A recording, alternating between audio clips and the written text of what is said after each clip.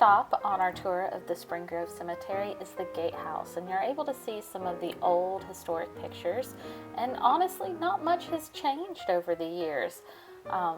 Here's the Gatehouse as you see it today, and the very tall wrought iron gates, and you can see the gate to the left of what Edward would have lifted her over the top of. But that's just the start of our story, and we're off to Dexter Mausoleum. Dexter Mausoleum is probably one of my favorite locations inside of the Spring Grove Cemetery.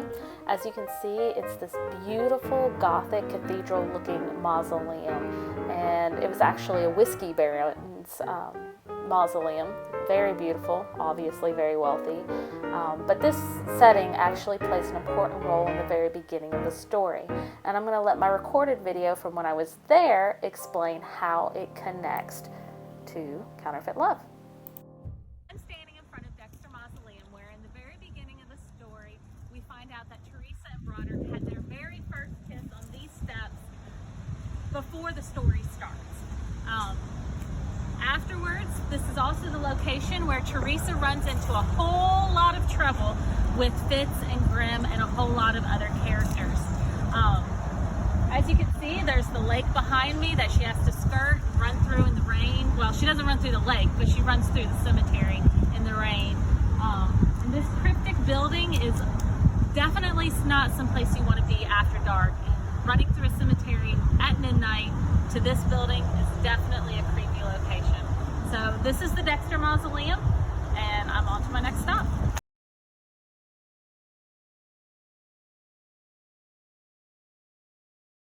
So I'm standing at a gravesite of two unknown people that were the inspiration for where the Plane family plot was. This is what I considered the gravesite for grandmother Plane, who passed before Theresa was born, and then this is where her parents were buried. So when you see her visit her parents' grave in the story, this is what I'm envisioning. And over the hill behind us is where you will see, well, you can't see it, but Dexter Mausoleum is there, and it's kind of blocked off, so she wouldn't be able to see Fitz and Grimm there, but she would be able to quickly get to where they're meeting and get into trouble, which is absolutely perfect for the story.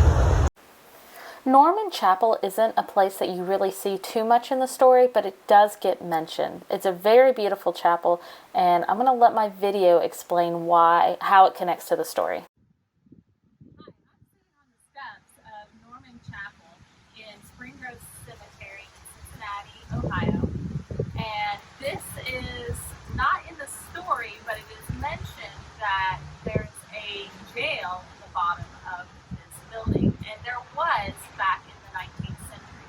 When people would go too fast in the cemetery, they would get arrested. You had to spend the night, overnight, in a cemetery in the basement of this building.